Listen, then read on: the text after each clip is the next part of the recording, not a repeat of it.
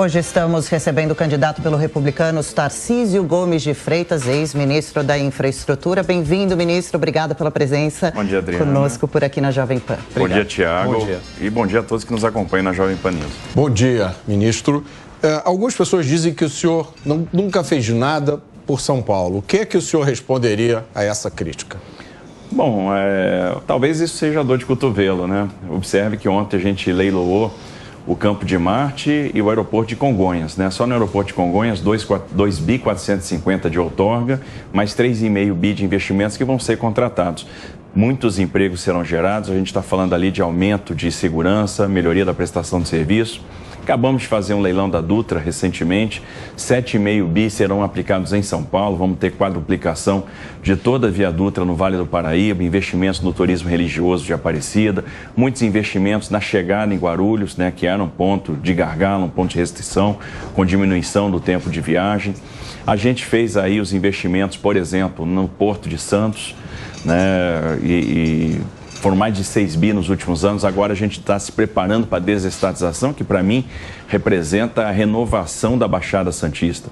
Porque além do investimento na infraestrutura portuária, além de tornar o Porto de Santos o maior porto do Hemisfério Sul, a gente vai impulsionar o turismo, a gente vai resolver problemas de mobilidade, como a questão do túnel do Maciço, que liga Santos a São Vicente, a travessia seca Santos-Guarujá, né? Nós fizemos aqui a renovação da Malha Paulista. Só na Malha Paulista, 6 bi de investimentos em 5 anos. Uma ferrovia que estava operando com 35 milhões de toneladas de capacidade, vai operar com 75 e vai superar no médio prazo os 100 milhões de toneladas. Então a gente vai ter a duplicação do trecho de Tirapina para Santos, o contorno ferroviário de Catanduva, o contorno ferroviário de Rio Preto, a recuperação do ramal de Colômbia, a recuperação do ramal de Panorama, que é importante para o oeste do estado, nessa ligação Panorama-Bauru. Acabamos de fazer também a renovação do contrato da MRS e esse contrato elimina aquele conflito ferrovia de carga versus ferrovia de passageiro, então são mais pares de trem-dia para carga, a gente acaba aumentando muito o volume transportado e criando espaço, deixando tudo aberto para fazer o trem intercidades. Se a gente somar o que a gente trouxe de investimento privado na área de infraestrutura para São Paulo, com todos esses empreendimentos, a gente vai superar os 50 bilhões de reais. Bom dia, candidato, seja bem-vindo à Jovem Pan News. Candidato, o senhor disse numa sabatina nessa semana algo que foi considerado ofensivo por muitos paulistas, até ensejou um editorial hoje no jornal O Estado de São Paulo, intitulado A Presunção de Tarcísio. O senhor disse o seguinte: vai precisar um cara de fora de São Paulo chegar aqui para concluir o Rodoanel. Vai precisar um cara de fora de São Paulo chegar aqui para fazer o metrô andar. Vai precisar um cara fora de São Paulo chegar aqui para levar a sério o saneamento básico e a despoluição dos rios Tietê e Pinheiros. Isso se deu no momento em que o senhor era cobrado por não ser um paulista, que é uma acusação que seus adversários fazem, que o senhor é um forasteiro, não conhece bem os desafios e os problemas de São Paulo. O senhor se arrepende dessa declaração? Acha que foi ofensiva ou mal interpretada? E como o senhor responde aos seus adversários pelo fato de não ser de São Paulo, sendo que os dois são e conhecem muito bem a região? O que eu quis dizer, eu acho que eu fui mal interpretado. Na verdade, dentro do contexto, acho que todo mundo entendeu o que eu quis dizer e as pessoas estão usando agora isso de uma maneira ofensiva, querendo botar na minha boca palavras que eu não disse. O que eu quis dizer é o seguinte: olha, me questionaram, você é um forasteiro, etc. Eu digo, olha, o que eu tenho? Sensibilidade. Eu tenho capacidade, por exemplo, de estudar os problemas, entender os problemas e procurar construir soluções. Eu tenho andado nas comunidades de São Paulo. Eu tenho visto, por exemplo, água servida correndo na porta das pessoas. Fui visitar gente humilde, gente que sofre a cada chuva com elevação do nível de água desses córregos, onde o esgoto corre a céu aberto, invade as suas casas e elas perdem tudo.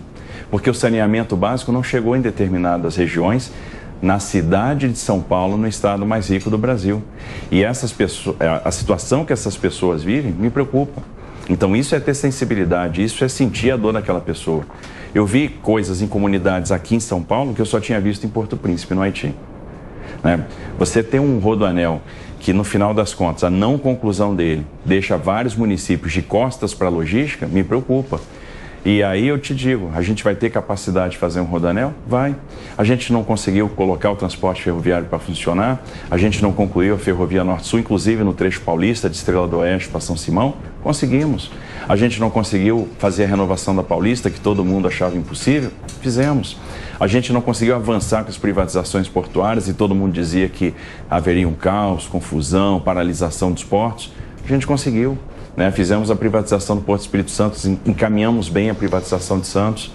Então, o que eu estou querendo dizer é que eu tenho sensibilidade para entender que as rodovias que chegam a São Paulo, por exemplo, hoje estão bastante saturadas e que a gente tem condição de fazer um trem intercidades. O fato de eu ser de fora de São Paulo não significa que eu não tenha condição de resolver os problemas de São Paulo, que eu não tenha sensibilidade para entender os problemas de São Paulo, que eu não consiga perceber o problema da turma que mora lá na comunidade, no distrito de Campo Grande, que é um distrito mais pobre, mais carente da cidade de Campinas. Mas o senhor diria que esse projeto de ser candidato ao governo de São Paulo foi, de certa forma, improvisado, então uma missão imposta pelo presidente Bolsonaro? O senhor tinha acabado de comprar um apartamento em Brasília, seu sonho, seu projeto era ser candidato ao governo, ao Senado por Goiás, quer dizer, foi uma coisa de última hora? Não foi, na verdade, assim, meu sonho nunca foi nem entrar para a política. Assim, meu apartamento não tinha acabado de comprar, eu comprei em 2019. Por que eu comprei? Porque eu acreditei no Paulo Guedes e não me arrependo, Porque o que a gente viu? Mercado sendo aquecido, então eu pensei, o metro quadrado vai subir, porque a construção civil vai impulsionar, e de fato está acontecendo, porque a construção civil está bombando. De empreendimento, o pessoal está trabalhando, estamos gerando emprego. E acreditei na questão da taxa de juros, o juro estava muito baixo. Opa, está na hora de dar um passo, comprar um imóvel. Isso em 2019, comprei na planta como qualquer servidor público faz. Então, e não tinha pretensão de entrar na política, eu nunca pensei nem em ser ministro. Essa porta me foi aberta pelo presidente Bolsonaro, que rompeu toda a lógica de entregar ministérios a partidos, resolveu colocar um técnico, apostar num técnico para o ministério. E as coisas vão acontecendo na vida da gente, as portas vão se abrindo quando você não espera. Você tem que estar preparado para as oportunidades que se abrem, para as portas que se abrem. Agora, se eu me preparei a minha vida toda para fazer a diferença e acabei tomando esse caminho do serviço público, que é um caminho difícil, é um caminho que exige devotamento, dedicação, você não leva muita coisa, você tem muito trabalho, muita cobrança, é porque eu quero fazer a diferença. Pois não. Posso só pegar uma carinha na pergunta da Amanda? Então, seria justo dizer que o senhor acredita que preparo técnico, um desempenho comprovado e um senso de missão são mais importantes numa escolha dessa do que simplesmente o fato da sua certidão de nascimento ser ou não de São Paulo? Eu não tenho dúvida disso e a população está me dando essa resposta. Todo lugar que a gente está indo e está apresentando as nossas ideias, os nossos projetos, a gente está sendo bem recebido. Ninguém me olha com desconfiança. Ninguém chega, esse cara é um forasteiro, esse cara não veio daqui, até porque a riqueza de São Paulo foi construída por paulistas e por pessoas que vieram de fora. É um estado que abraçou todo mundo. O que o estado quer? Alguém que tenha sensibilidade, alguém que entenda os problemas, alguém que consiga encaminhar uma solução e mais do que ter ideias, porque ideia, sinceramente, todo mundo tem. Qual é o grande diferencial? É ter capacidade de tirar essa ideia do papel e transformar em realidade, entregar projeto. Ninguém quer saber aonde você nasceu, Porque eu sou taxado pejorativamente, aí o tempo todo, o carioca. Um cara que nasceu no Rio morou até os 2 anos de idade no Rio de Janeiro. Voltei para lá depois, para cursar a graduação no Instituto Militar de Engenharia, e voltei mais uma vez para fazer o mestrado no Instituto Militar de Engenharia, que é uma grande escola, te dá uma grande formação técnica. Ninguém quer saber de onde você veio, o pessoal quer saber para onde a gente vai. É isso que as pessoas querem. É isso que a gente quer fazer, a gente quer fazer a diferença. Então não importa de onde você veio. O que eu quis dizer naquela entrevista é o seguinte, de repente, essa pessoa que veio de fora vai ter sensibilidade para entender os problemas e vai entregar resultados. E pode ter certeza que eu vou me cobrar muito mais do que qualquer outro, que eu vou querer demonstrar que a gente não pode ter preconceito com a certidão de nascimento. Candidato Tarcísio Gomes de Freitas, aqui nos estúdios do Jornal de Brasília, José Maria Trindade. Zé Maria. Salve, muito bom dia, candidato. Olha, São Paulo é mesmo uma cara de infraestrutura, E um local onde convivem ali o Haiti, como o senhor diz, e o primeiro mundo. É natural que esses extremos morem exatamente nesta grande locomotiva do país. Mas o senhor, apesar de dizer aí que foi para a linha de frente, com o convite do presidente Jair Bolsonaro, sempre conviveu com política, nos bastidores. conhece muito bem o funcionamento do Congresso Nacional, conhecia muito bem, isso ajudou o seu trabalho no Ministério da Infraestrutura, como é feita a infraestrutura. E eu vejo, candidato, um grande gargalo nas promessas de todos os candidatos, que é a proposta de governo e o financiamento, ou seja, o cofre. O senhor acha que é possível fazer e realizar o que o senhor propõe? Existem recursos para isso? Bom, Zé Maria, tudo bem? Bom dia. Olha, existe, porque aí vem a criatividade. Não existia recurso também para eu fazer o que eu fiz no Ministério da Infraestrutura e nós fizemos. Por que nós fizemos? Porque a gente usou a criatividade. Foi a primeira vez que alguém pegou recurso de outorga de concessão e aplicou no desenvolvimento de outras obras. Por exemplo, uma vez eu estava visitando a Ferrovia de Integração Oeste-Leste. Cheguei lá, tinha brita produzida, tinha dormente fabricado, terraplanagem feita, mas não tinha a linha montada. Eu falei, pô, por que a gente não está fazendo montagem de grade? Por que a gente não está avançando com a ferrovia propriamente dita? Ah, porque não tem trilha, a gente não tem dinheiro para comprar trilho. Opa, então vamos resolver esse problema. Eu vou usar a outorga da Vitória Minas e nós vamos comprar os trilhos da FIOL. Estamos fazendo grade ali aberta, estamos avançando muito com a ferrovia. Ah, precisa construir a Ferrovia de Integração do Centro-Oeste. Ah, eu vou usar o recurso da outorga da Vitória Minas e eu construir a ferrovia que vai ligar o Vale do Araguaia à Ferrovia Norte-Sul. É uma coisa que foi pensada por Pedro II, que está saindo do papel agora, a ferrovia está em obra. E o pessoal dizia para mim, isso não é possível. Por que não é possível?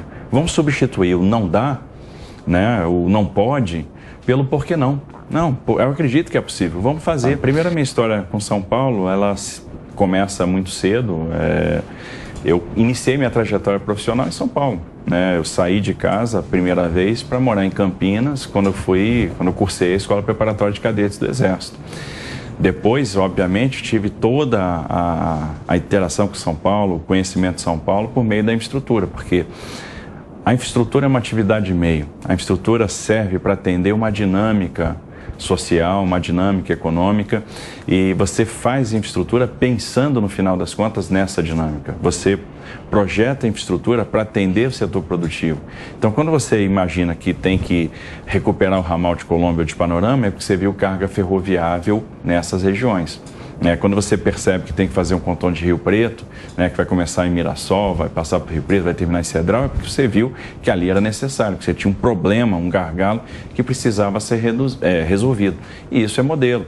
Isso é você entender a economia do Estado, ver como é que ela está se comportando, confrontar o crescimento da demanda para o transporte com oferta para projetar as melhores soluções.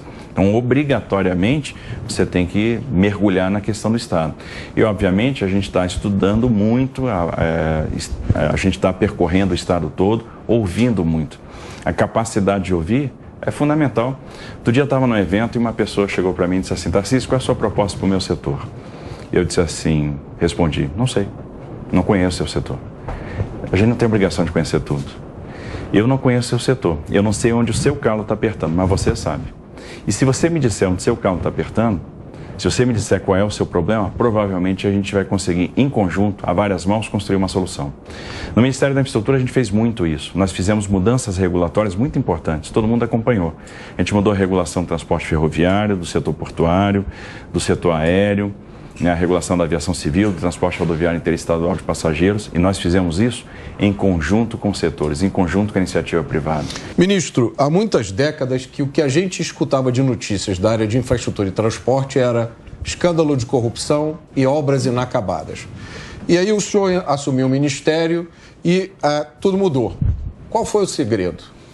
Acho que, primeiro, o fato de eu ser técnico, de ter tido essa escolha técnica, então foi uma postura, uma opção presidencial. Foi a opção do presidente Bolsonaro, uma opção bastante corajosa. Obviamente, ele pagou um preço político por isso, mas bancou, porque é um cara muito corajoso.